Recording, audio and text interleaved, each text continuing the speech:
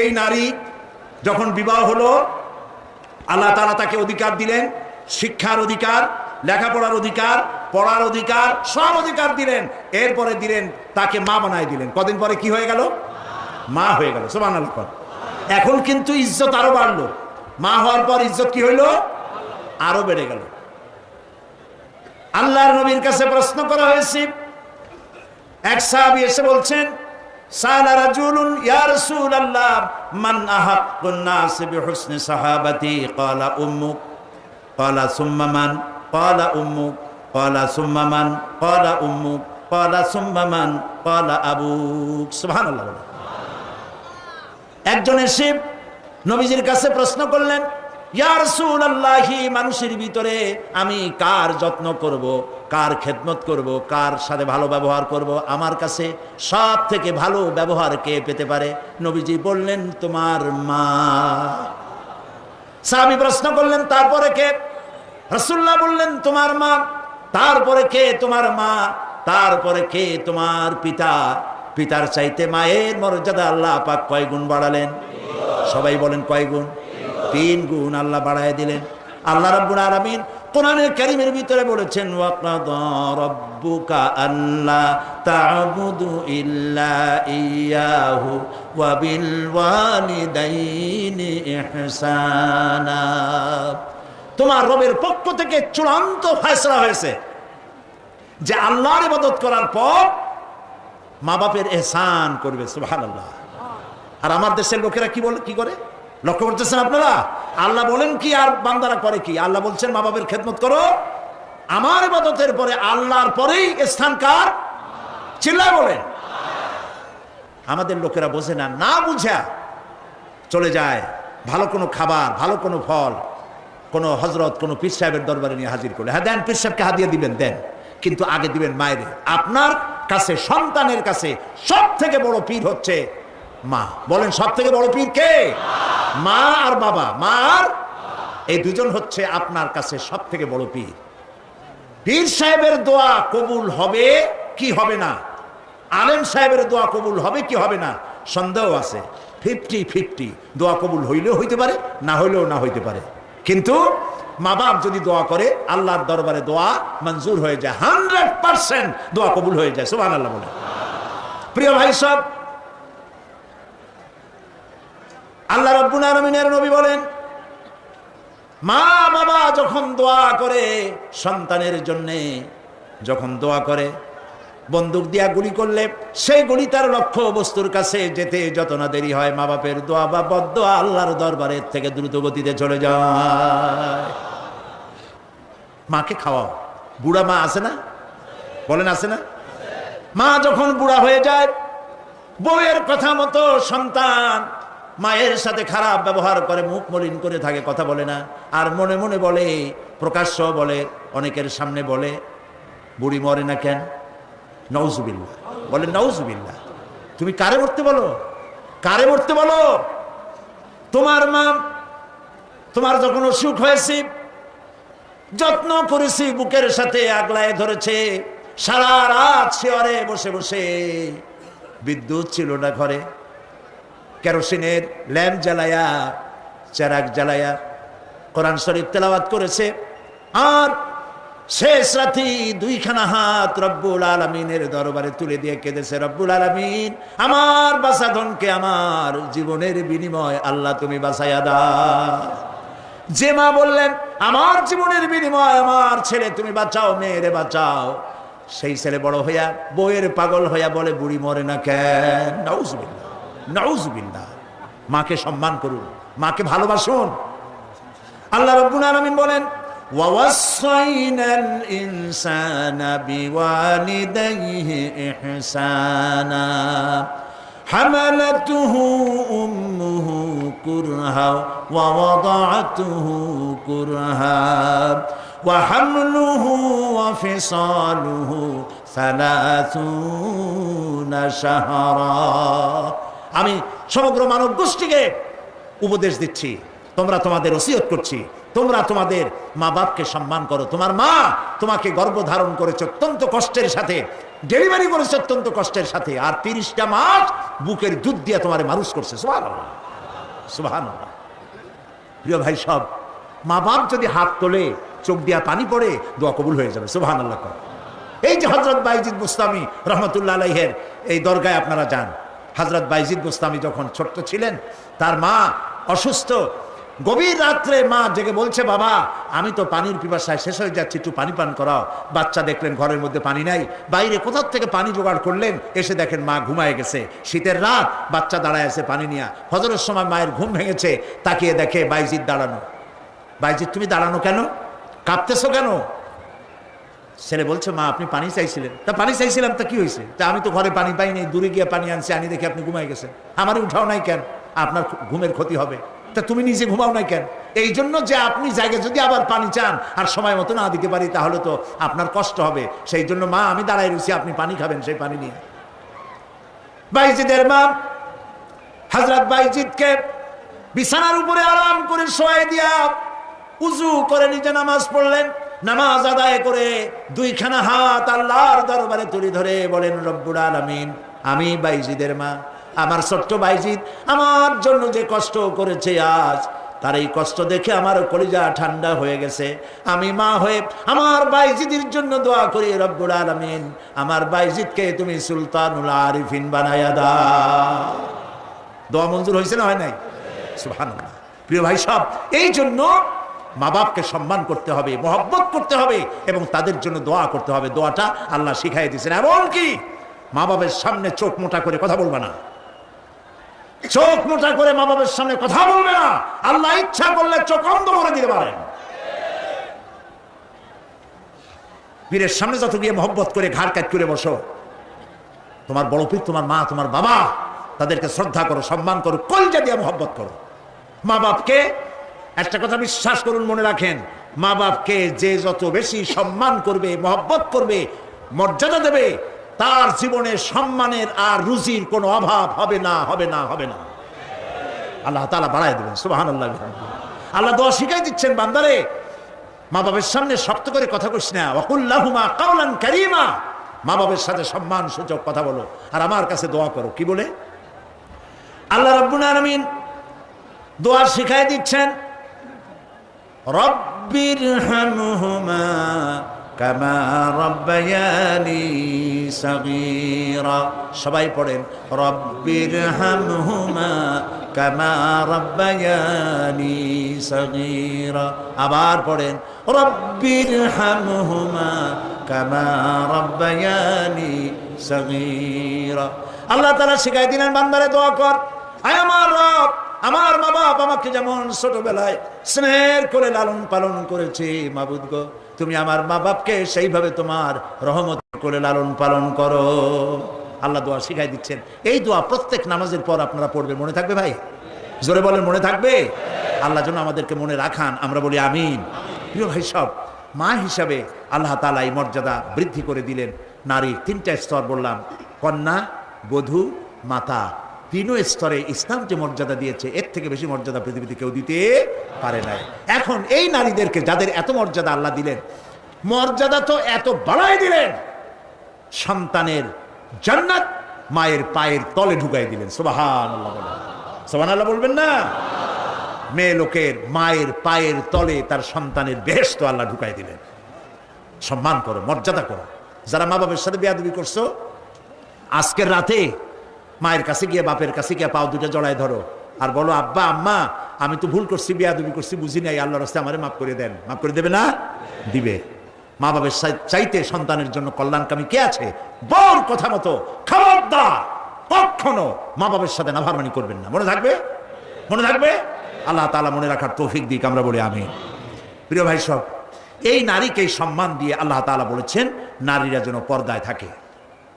কুল লিল মুমিনাতি ইয়াগুদুদনা মিন আবসারিহিন। মেয়ে লোকদেরকে বলা হয়েছে, মুমিনা নারী তোমরা তোমাদের চক্ষুকে পর পুরুষ থেকে নিম্নগামী করে রাখো। ওয়া ইয়াহফাজনা ফুরুজাহুন্না, আর তোমাদের যৌনাঙ্গ সমূহ এগুলিকে তোমরা হেফাজতে রাখো, এগুলি লজ্জাস্থান সমূহ হেফাজতে রাখো। যা মানুষকে দেখিও না। ওয়াকারনা ফি বুয়ুতিকুন্না ওয়ালা তাবাররাজনা তাবাররুজাল জাহিলিয়াতিল উলা, আর তোমরা তোমাদের ঘরের মধ্যে থাকো ওই জাহিলিয়াতের যুগে যে ধরনের সাজসজ্জা করে রাস্তায় বেরোতো, ঠাক ঠমক করতো, রূপচর্চা করতো মানুষের সামনে, পরপুরুষের সামনে, জাহিলি যুগের মতো তোমরা বেরিয়েও না। কে বলতেছেন? আল্লাহ বলতেছেন, আল্লাহ পাক বলছেন ওয়াকারনা ফি বুয়ুতিকুন্না, ঘরের মধ্যে থাকো। এই ঘরের মধ্যে থাকার অর্থ কিন্তু এই নয় যে ঘরের মধ্যে পড়ে থাকো, লেখাপড়া করো না, চাকরি বাকরি করো না, এটা কিন্তু নয়। বরং নবী করিম সাল্লাল্লাহু আলাইহি সাল্লামের যুগে মহিলা সাহাবীরা ব্যবসা করেছেন। কেউ আতরের ব্যবসা করেছেন, কেউ ফলের ব্যবসা করেছেন, কেউ খেজুরের ব্যবসা করেছেন, এবং এই মহিলারা নার্সের দায়িত্ব পালন করেছেন। যুদ্ধাহত সৈন্যদেরকে নার্সিং করেছেন, যুদ্ধের ময়দানেও তারা কাজ করেছেন। কাজী ঘরের মধ্যে থাকো তার অর্থ হলো ঘরের মধ্যে যে পরিবেশটা থাকে পর্দার পরিবেশ, যখন বাইরে যাবে তখনও এই পর্দার পরিবেশটা নিয়ে যাবে। যখন বাইরে যাবে বোরখাটা পরে যাইও, বোরখাটা পরলে ওইটা একটা ঘরের মতো, বোরখার দরজাও আছে, জানালাও আছে, আছে না? যেখানে সুযোগ আছে জানলা খুলে দেন, মুখের কাপড়টা উঠাইয়া দেখেন যেখানে সুযোগ আছে, আর যেখানে সুযোগ নাই জানলা বন্ধ করে দেন, ঠিক না? এই বোরখা পরতে বলা হয়েছে, বোরখা পরে চলবেন। এই বোরখাটা একটা নিয়ামত। বাংলাদেশ নিয়ে কথা বলি, এই বাংলাদেশে আজ পর্যন্ত যত নারীর মুখে অ্যাসিড পড়েছে, একটা দৃষ্টান্ত চাই। আপনারা বলেন আমাকে যে বোরখা পরা একটা মেয়ে লোকের মুখে অ্যাসিড পড়েছে, প্রমাণ দেন। পারবেন প্রমাণ দিতে? পারবেন? কেন পারবেন না বলেন? কারণটা কি? কারণ হলো এই, মেয়ে লোকটা যখন বোরখা পরলো সে আল্লাহর হুকুম পালন করলো। কার হুকুম পালন করেছে? আর তখন আল্লাহর দায়িত্ব হয়েছে নারীর সতীত্বের এবং তার শরীরের হেফাজতের দায়িত্ব নেওয়া। এই জন্য বোরখা পরা নারীর মুখে অ্যাসিড পড়ে না। মা বোনেরা যারা আজকে রাস্তায় বসে, প্যান্ডেলে বসে, বিভিন্ন জায়গায় বসে, বাড়িতে বসে আমার কথা শুনছেন, আমি মা বোনদেরকে বিনীতভাবে আরজ করি, যখন আপনি বোরখা ছেড়ে, যে সব মেয়েরা রূপচর্চা করে চুল পিছনে ছেড়ে দিয়ে লিপস্টিক লাগায় রূপচর্চা করে যখন কোনো দোকানে যায়, তখন দোকানের সেলসম্যান বলে, ভাবি আসেন আসেন, এই শাড়িটা পরলে আপনার দারুণ মানাবে। আরে শয়তান, শাড়ি বদলে মানাবে কিনা তার স্বামী বলবে তুই কেনা। এখন দোকানদার যদি ভাবি বলে তাতে কি মর্যাদা বাড়ে? বাড়ে না। আপনি দেখেন বোরখা পরেন, চাদর পরেন, দোকানে যান, দোকানি বলবে খালাম্মা, চাচিয়াম্মা, বসেন বসেন, সম্মান করে বসতে দেবে এবং আপনার সামনে কাপড়গুলি খুলে ধরবে যেটা আপনার প্রয়োজন নেবেন। তাহলে বোরখায় কি সম্মান কমায় না বাড়ায়? কমায় না বাড়ায়? মা বোনেরা বোরখা পড়ুন, চাদর পড়ুন। আপনার মেয়ে কলেজ গোয়িং, ইউনিভার্সিটি গোয়িং যেসব বয়সপ্রাপ্ত মেয়ে আছে, আল্লাহ কোরআনে বলেছেন এমন একটা চাদর পরো যেই চাদরটা পরলে পরে মাথাটা, বুকটা, গলাটা ঢাকা হয়ে যায়, এমন একটা চাদর পরো। এই চাদর পরা মুসলমানদের জন্য ফরজ। মুসলমানদের জন্য কি? আজ ফ্রান্সের প্রেসিডেন্ট জ্যাক শিরাক, এই জ্যাক শিরাক এক বিরাট সাংঘাতিক একটা বাজে কাজ করেছে। তিনি তার দেশে কলেজে, বিশ্ববিদ্যালয়গুলোতে মুসলিম মহিলাদের মুখে চাদর পরা, হিজাব পরা নিষিদ্ধ ঘোষণা করেছে। আমরা আজকে চট্টগ্রাম তাফসীরুল কুরআন মাহফিলের লক্ষ লক্ষ মানুষের উপস্থিতিতে বাংলাদেশের কণ্ঠ বাতাসে মিশিয়ে দিচ্ছি। পত্রিকার মাধ্যমে যদি সাংবাদিকরা পৌঁছাতে পারেন ভালোই হবে। অনেক ভালো ভালো সাংবাদিক আছে যারা মাহফিল লেখার মধ্যে সীমাবদ্ধ থাকে না, তাদের লেখার মাধ্যমে এই চট্টগ্রাম তাফসীরের মাহফিল ছড়িয়ে যায় গোটা বাংলাদেশ তথা বিশ্বের বিভিন্ন জায়গায়। ওই সব সাংবাদিকদেরকে ধন্যবাদ জানাই আর প্রাণ খুলে দোয়া করি, আল্লাহ এদের কলমকে আরো শানিত বানিয়ে দাও। আপনারা আমাদের কথা লেখেন। আমরা জ্যাক শিরাককে বলছি, আপনি যে কাজটি করতেছেন, এটা আপনি প্রেসিডেন্ট হয়ে, ইউরোপের একটি বড় রকমের রাষ্ট্রের প্রেসিডেন্ট হয়ে মানবাধিকার লঙ্ঘন করেছেন। মুসলমানদের পর্দা বন্ধ করার কোনো ইখতিয়ার আপনার নয়। যেমন আপনার ইখতিয়ার নাই কোনো পাদ্রীর লম্বা জামা অথবা ক্রসকে নামিয়ে ফেলার জন্য। আপনি বলতে পারেন, পারে বলতে? রবিবার দিন গির্জায় যেতে বন্ধ করতে পারেন? রবিবার দিন গির্জায় যাওয়া যেমন তার ধর্মীয় কাজ, গলার ভিতরে ক্রস লাগানো যেমন তার ধর্মীয় কাজ, আমার মুসলমান মেয়েদের পর্দা করা, হিজাব করা তেমন আল্লাহর নির্দেশিত কাজ। আমরা গোটা বাংলাদেশের পক্ষ থেকে, এই মাহফিলের পক্ষ থেকে জ্যাক শিরাককে নিন্দা জানাই এই কাজের জন্য। আমরা আহ্বান জানাবো, পৃথিবীর মধ্যে কোন রাষ্ট্র যা করে নাই, আপনি সেই খারাপ দৃষ্টান্ত করে আপনার কপালকে খারাপ করবেন না। প্রিয় ভাই সব, নারীর জন্য আল্লাহ পর্দা করেছেন, আর এই পর্দা হলো তাদের জন্য নিয়ামত। সেই নিয়ামত তারা ধারণ করবেন। আল্লাহ তাআলা তাহলে সন্তানগুলো ভালো বানাই দিবেন। কোন আলহামদুলিল্লাহ, বলেন আলহামদুলিল্লাহ। আচ্ছা বলেন, মৃগনাভি কস্তুরী ছাগলের পেটে হয় না হরিণের পেটে হয়? হরিণের পেটে হয়। হরিণ থাকে কোথায়? গাছের মধ্যে পর্দার আড়ালে। ছাগল থাকে কোথায়? মাঠে ঘাটে, পথে ঘাটে, যেখানে সেখানে। কাজে ছাগলের মৃগনাভি তো ভালো, ওর দড়ি ধরলেও গোসল ওয়াজিব হয়ে যায় দুর্গন্ধের ঠেলা। আর জঙ্গলের ভিতরে হরিণ থাকে, মৃগনাভি কস্তুরী আল্লাহ দান করেন, যার সুগন্ধ এখানে নাড়া দিলে সারা মাহফিল বিমোহিত হয়ে যাবে। আল্লাহর নিয়ামত পর্দায় থাকে। নারীদেরকে আল্লাহ পর্দায় থাকতে বলেছেন। এই পর্দায় থাকলে পরে কস্তুরী সম সন্তান আল্লাহ দান করবেন। আর যদি পর্দায় না থাকে, যে সন্তান হবে হবে মিস্টার বল্টু বাবু, মন্টু মিয়া, ভয়ের চোটে মানুষ অস্থির। তার চোখ গর্তের ভিতরে কি খাইছে, চোখ গেছে গর্তের মধ্যে। 2 কেজি চাউল মাফা যায় 2 চোখে, চুল মাথা দিয়ে ঝুলানো। প্যান্ট পরছে, সে প্যান্ট পরা অবস্থায় সেলাই করছে না কেমনে করছে আল্লাহ জানে।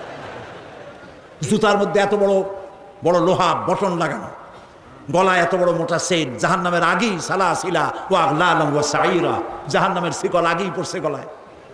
রাস্তায় মানুষে দেখে আর বাপ বাপ করে পলাইতে থাকে, বলতে থাকে আল্লাহ এই শয়তানের গজব দাও, এই শয়তানের যে মায় পেটে রাখছে তার কলেরা দাও, আর বাপের বসন্ত দাও। আর ছেলে যদি ভালো হয়, মানুষ দোয়া করে, আরে এই ছেলেটা এত ভালো, আল্লাহ এই ছেলেটির প্রতি রহম করো, এই ছেলের যে মায় পেটে রাখছে সে মায়ের রহম করো, ওর বাপের রহম করো। সুবহানাল্লাহ। নেক সন্তান পাওয়ার জন্য পর্দায় থাকা আপনার জন্য জরুরি। মা বোনেরা পর্দায় থাকুন এবং নিজের সৌন্দর্য পরপুরুষকে দেখাবেন না। আপনার সৌন্দর্য আপনার পিতার জন্য নয়, ভাইয়ের জন্য নয়, ছেলের জন্য নয়, কারোর জন্য নয়, শুধুমাত্র একমাত্র কেবলমাত্র স্বামীর জন্য। এই সুন্দরী প্রতিযোগিতার কথা সেদিন বলেছি। বাংলাদেশে বিভিন্ন সাবান কোম্পানির পক্ষ থেকে সুন্দরী প্রতিযোগিতা, ফটোজেনিক কি ফটো সুন্দরী, মিস ফটো সুন্দরী জেনিক না কি একটা কভালের সারা, জি এগুলি করতেছে, এগুলি তারা করতেছে, বিভিন্ন জেলা শহরে করতেছে। প্রিয় ভাই সব, আমি সেদিন বলেছি, আজকে লক্ষ লক্ষ লোক, সকলকে বলি, মিস বাংলাদেশ অথবা ফটোজেনিক সুন্দরী প্রতিযোগিতা যেখানে হবে সেখানেই বাধা দিবেন। ফটোজেনিক সুন্দরী প্রতিযোগিতা বাংলাদেশের মাটিতে হতে দেওয়া হবে না।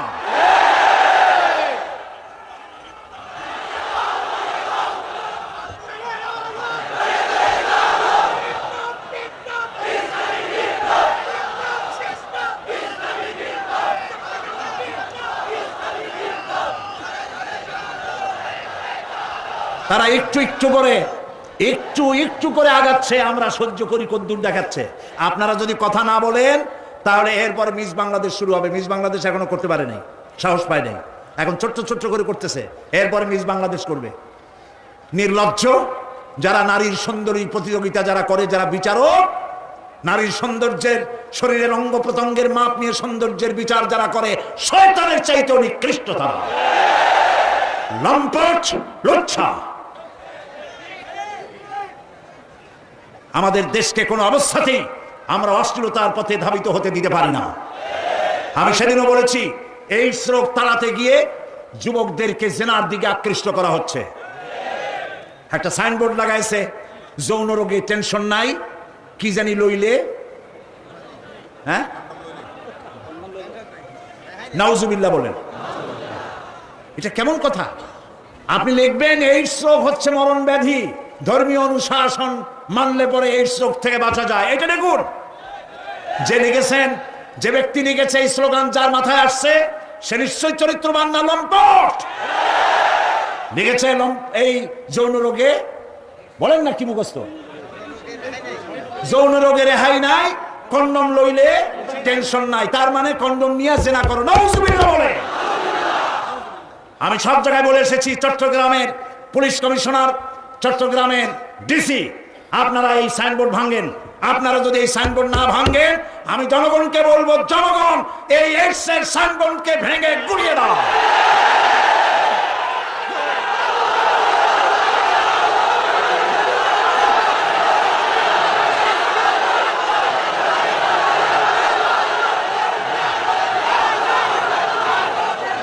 প্রিয় ভাই সব, আমরা কখনো আইন হাতে নিতে চাই না, কিন্তু আমার জাতির চরিত্র ধ্বংস হলে আমরা বসে থাকবো না। আমরা কথা বলবো, আমরা আমাদের বিবেককে কারো কাছে বিক্রি করি নাই। কথা বলবো পার্লামেন্টে, সিংহের মতো গর্জন করব ময়দানে, জীবন দিয়ে দিয়ে আল্লাহর কোরআনকে প্রতিষ্ঠা করবো ইনশাআল্লাহ।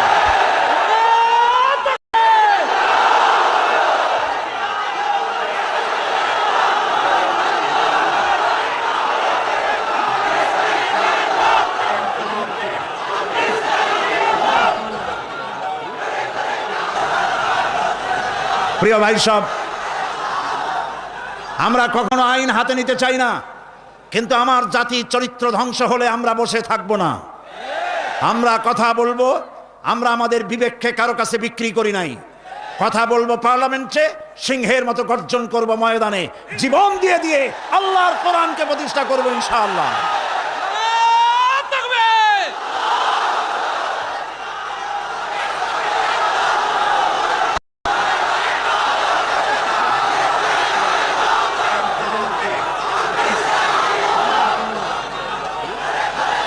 প্রিয় ভাই সব, বসুন। সুতরাং নারীকে পর্দায় থাকতে হবে এবং এই পর্দার আচরণ করতে হবে। মহিলাদের কর্মসংস্থানের বিষয়টাও ইসলাম পরিষ্কার বলে দিয়েছে। মেয়েরা কাজ করতে পারবে, কোনো অসুবিধা নাই, চাকরি করবে, লেখাপড়া করবে। নবী করিম সাল্লাল্লাহু আলাইহি ওয়াসাল্লামের স্ত্রী আমাদের মা হযরত আয়েশা রাদিয়াল্লাহু তাআলা আনহা হাজার হাজার সাহাবীদের উস্তাদ ছিলেন। হাদিস শিখিয়েছেন, ফিকহ শিখিয়েছেন, সুবহানাল্লাহ বলে, কোরআন শিখিয়েছেন। যুদ্ধের ময়দানে প্রধান সেনাপতিত্বের দায়িত্ব পালন করেছেন পর্দার ভেতরে থেকেই। সুতরাং আমাদের মাতৃজাতি, আমাদের নারী সমাজ লেখাপড়া করতে পারবেন, চাকরি করতে পারবেন, সব পারবেন, তবে একটি কাজ হলে তাদের চাকরিগুলি নিরাপদ হয়। সে কাজ হচ্ছে দেশের সবগুলি, আমি প্রস্তাব করেছিলাম, প্রস্তাবটা এখনো গৃহীত হয়নি, আমি বলেছি মহিলাদের জন্য আলাদা মেডিকেল কলেজ করার জন্য। কারণ মহিলা মেডিকেল কলেজ হলে পরে আমাদের দেশে যত পুরুষ ডাক্তার আছে সেই পরিমাণ মহিলা ডাক্তার নাই। মহিলাদের এমন অনেক রোগ হয় যা স্বামীর কাছে বলতেও তারা লজ্জা করে। ডাক্তার তো ভালো, এই জন্য মহিলা ডাক্তার বেশি প্রয়োজন। আর এজন্য বহু মেধা শক্তি সম্পন্ন মেয়েরা কো এডুকেশন বলে মেডিকেল কলেজগুলিতে ভর্তি হতে চায় না। মহিলা মেডিকেল কলেজ হলে তারা স্বাচ্ছন্দ্য ফিল করে। আমি প্রস্তাব দিয়ে রেখেছি, আপনারা দোয়া করুন যেন সেটা হয়। এখন সমস্ত গার্মেন্টস ফ্যাক্টরি, সমস্ত প্রাইমারি স্কুল এবং হসপিটালের মহিলা হসপিটাল, মহিলা ক্লিনিক ইত্যাদি, এগুলি যদি মহিলাদের দায়িত্বে দিয়ে দেওয়া হয় তাহলে মহিলারা নিরাপদে চাকরি করতে পারেন। বিশেষ করে সমস্ত প্রাইমারি স্কুলগুলি মাস্টার, পুরুষ মাস্টারদেরকে অন্যত্র কাজ দিয়া সমস্ত প্রাইমারি স্কুলগুলি যদি মহিলাদের হাতে ছেড়ে দেওয়া হয়, মহিলা শিক্ষয়িত্রীদের কাছে, তাহলে ছেলেরাও মায়ের মতো আদর পায়া শিখবে আর মায়েরাও নিরাপদে সতীত্ব সম্ভ্রম বজায় রেখে তারা চাকরি করতে পারবে। এরকম একটি চিন্তা চলছে, আপনারা দোয়া করেন যেন আল্লাহ তাআলা এই ব্যবস্থা করে দেন। প্রিয় ভাই সব, আর একটি কথা, এখানে একটি মসজিদ আছে কোথাও, কাদিয়ানীদের একটা মসজিদ। কোন জায়গায় নাম বলেন? আহমদিয়া চকবাজার। এইখানে একটা মসজিদ আছে কাদিয়ানীদের, বাইতুল বাসেত মসজিদটার নাম। মুসলমানেরা জানে না বলে সেখানে নামাজ পড়তে যায়। মনে রাখবেন, কাদিয়ানীরা যে মসজিদ বানায় ওইটা মসজিদ না, এটা উপাসনালয়। কাদিয়ানীদের মসজিদে মুসলমানদের নামাজ হবে না, হবে না, হবে না। কারণ গোলাম মোহাম্মদ কাদিয়ানী কাফের, আর তাকে যারা নবী মানে তারাও কাফের। তাদের সাথে মুসলমানদের না না না, থামেন, এই যে বসেন। আমি কিন্তু এই গরম স্লোগান পছন্দ করি না। কি জ্বালায় পোড়াই দেবেন আপনি? জ্বালানো পোড়ানোর মধ্যে আমরা নাই। আমরা আছি, হক কথা বলি। তাদের অধিকার আছে দেশে থাকার, যেমন হিন্দু, খ্রিস্টান, বৌদ্ধ সকল জাতি যেমন এখানে সাম্প্রদায়িক সম্প্রীতি নিয়ে আছে, কাদিয়ানীরাও সেভাবে থাকবে। তবে তারা থাকবে অমুসলিম হিসাবে, মুসলমান হিসাবে অবশ্যই নয়। তাদের উপাসনার গায়ে কেউ হাত দেবে না, মনে থাকবে এই কথা। আমাদেরকে কোরআনে নিষেধ করা হয়েছে কারো মন্দির ভাঙবে না, কারো গুরুদুয়ারা, কারো গির্জা, কারো চার্চ, কারো প্যাগোডায় হাত দিবে না, ভাঙবে না, এবং কারো দেবতাকে গালি দিবে না, আমার আল্লাহ বলেছেন। মনে থাকবে এই কথা। সুতরাং তাদের উপাসনালয় হাত দেওয়া যাবে না, যেমনি বানাইছে তেমনি থাকুক, তারা নামাজ পড়বে। আমি আমার জনগণকে সতর্ক করছি, ওদের মসজিদ মসজিদ নয়, উপাসনালয়। ওটাকে মসজিদ বলা জায়েজ নাই, এটা উপাসনালয়। কোন মুসলমানের নামাজ এখানে হবে না, মনে থাকবে। মাথা গরম করবেন না কখনো, ইসলাম এই মাথা গরমে পছন্দ করে না। আস্তে আস্তে কোনো জায়গায় নিজেরা বসে বসে বোমা বানাইয়া তারপর আন্দাজে যাই এক এক জায়গায় হামলা করবেন, ইসলাম এটা মানে না, ইসলাম এটা বলে না। আপনি মাথা ঠান্ডা করবেন এবং আইন শৃঙ্খলা মেনে কাজ করবেন। নিজের ইচ্ছা মতো গোপন হামলা করা, গোপনে অস্ত্র তৈরি করা ইসলামের কোনো অনুমোদন নাই। এই জন্য আজকেও বলি, বাংলাদেশে হরকতুল জিহাদ, জামাতুল মুজাহিদিন সাহায্য করেন, আর কি হিজবুত তাওহীদ, হিজবুত তাহরীর, জুমরাতুল মাসাকিন, এই জাতীয় যতগুলি নতুন নতুন সংগঠন হয়েছে, এদেশের মুসলমানদের সাথে কোনো সম্পর্ক নাই। এগুলারে যেখানে পাবেন সেখান থেকে ধরে পুলিশে ধরিয়ে দিবেন। এরা বাংলাদেশের দুশ্মন, এরা মুসলমানদের দুশ্মন। আমার দেশের সাম্প্রদায়িক সম্প্রীতি বিনষ্ট করে এবং বোমাবাজি করে এই দেশকে বদনাম করে আমেরিকাকে তারা দাওয়াত করতে চায়, তারা বুশকে দাওয়াত করতে চায়। কাজী হিজবুত তাহরীর, হিজবুত তাওহীদ, হরকতুল জিহাদ, জামাতুল মুজাহিদিন মুসলমানদের সাথে কোনো সম্পর্ক নাই। যেখানে পাও সেখানে ধরো, গরুর দড়ি দিয়া বান্ধা পুলিশে হ্যান্ড ওভার করো, মনে থাকবে। আল্লাহ মনে রাখার তৌফিক দিন। প্রিয় ভাই সব, আমাদের এই স্বাধীন সার্বভৌম বাংলাদেশ, আল্লাহ তাআলা যেন দয়া করে এই দেশকে কোরআনের প্রতিষ্ঠার জন্য আল্লাহ যেন হামওয়ার করে দেন, বলেন আমিন। এত মুসলমান কোরআনের কথা শুনতে যে দেশে আসে, সেই দেশে ইসলাম কায়েম হতে দেরি হয়, বড় আফসোস লাগে, কষ্ট হয়। আসুন আমরা সবাই মিলে কোরআনের রাজ কায়েমের আন্দোলনে শরীক হয়ে যাই। আন্দোলন করবেন না, আপনার কোনো দাম নাই। হতে পারেন আপনি বড় মুহাদ্দিস, হতে পারেন আপনি বিশাল চিন্তাবিদ, কিন্তু আন্দোলনের সাথে নাই, আপনার দাম নাই। একটা হাতি, একটা পাগলা হাতি যদি চন্দনপুরা অথবা এদিকে কি পুরা আছে, আরে কও না কেন কথা, এই যে আশেপাশে কত পুরা আছে, একদিক দেশে ঢুকলো, একটা হাতি যদি ঢোকে তাহলে বাড়িঘর ভাঙ্গা মেসমার করে দিতে পারে, পারে না? কিন্তু হাতি যতই পাগলা হোক, যতই বন্য হোক, যতই শক্তিশালী হোক, একটা রেজিমেন্টের সামনে একটা হাতি কিচ্ছু না। আন্দোলন হচ্ছে রেজিমেন্ট, আন্দোলনের শরীক হও। কোরআন প্রতিষ্ঠা করতে যারা জীবন বাজি রেখে সামনে চলে এসেছে, সেই লাইনে সামিল হয়ে যাও। প্রিয় ভাই সব, আজকে আর আমি কথা বাড়াবো না, কারণ অনেক দূর যেতে হবে। বাংলাদেশের বিভিন্ন জেলা থেকে লোকেরা এসেছেন, আমি 10টার মধ্যেই শেষ করতে চাই। সেই জন্য দাঁড়ানো ভাইয়েরা এবার বসেন, কাঙ্ক্ষিত মোনাজাতের দিকে এগিয়ে যাচ্ছি। দোয়া কবুল হবে ইনশাআল্লাহ, বলি ইনশাআল্লাহ। এত লক্ষ লক্ষ লোকের চোখের পানি এবং তাদের আকুতি আল্লাহ ফেরত দিবেন না ইনশাআল্লাহ, বলি ইনশাআল্লাহ। আজকে কয়জন? আজকে 13 জন ইসলাম কবুল করার জন্য চলে এসেছেন। বলো লা ইলাহা ইল্লাল্লাহু মুহাম্মাদুর রাসূলুল্লাহ। আল্লাহ ছাড়া কোনো ইলাহ নাই, মাবুদ নাই, উপাস্য নাই। মুহাম্মদ সাল্লাল্লাহু আলাইহি ওয়াসাল্লাম আল্লাহর প্রেরিত রাসূল। আশহাদু আন লা ইলাহা, একটু জোরে বলো, লা ইলাহা ইল্লাল্লাহু ওয়াহদাহু লা শারীকা লাহু ওয়া আশহাদু আন্না মুহাম্মাদান আবদুহু ওয়া রাসূলুহু। আমি সাক্ষ্য দিচ্ছি আল্লাহ ছাড়া কোনো ইলাহ নাই, মাবুদ নাই, উপাস্য নাই। তিনি এক, তিনি একক, তার কোনো অংশীদার নাই। আমি সাক্ষ্য দিচ্ছি মুহাম্মদ সাল্লাল্লাহু আলাইহি ওয়াসাল্লাম আল্লাহর বান্দা এবং তার প্রেরিত রাসূল। তোমরা সবাই এদিকে ফিরে বলো আসসালামু আলাইকুম।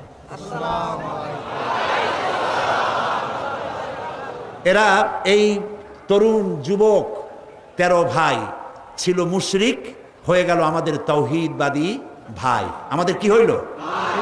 সবাই বলেন আলহামদুলিল্লাহ।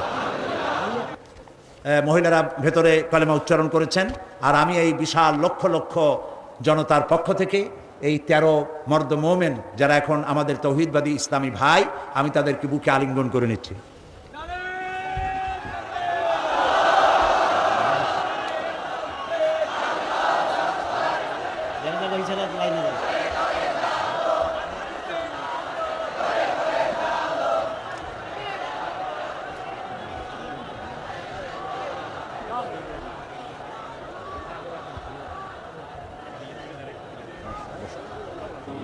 মোনাজাতের পূর্বক্ষণে যে কথাটি বলতে চাই, একটু পরেই আমরা এই মিলন মেলা ভেঙে যাবে, যার যার বাড়ির উদ্দেশ্যে মানুষ রওনা করবে। আল্লাহ সকলের ফিরে যাওয়াটা নিরাপদ করে দিন। আমি আপনাদেরকে অনুরোধ করব যে ওয়াজ শোনার, তাফসীর শোনার যে মন আমাদের আছে সেই পরিমাণ নামাজের মন নাই।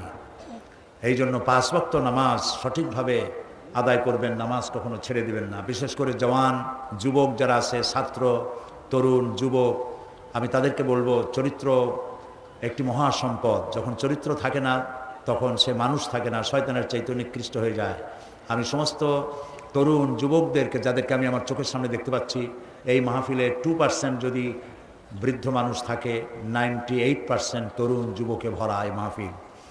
আমি সকল যুবকদেরকে, ছাত্র, তরুণ যুবকদের প্রতি আহ্বান জানাবো, আমাদের জীবনের সাথে সম্পৃক্ত প্রিয় জীবন আদর্শ যার নাম ইসলাম, এই ইসলামের পতাকাকে উড্ডীন করার জন্য ইসলামী আন্দোলনের শরিক হওয়ার সকলের প্রতি আমি আহ্বান জানাই।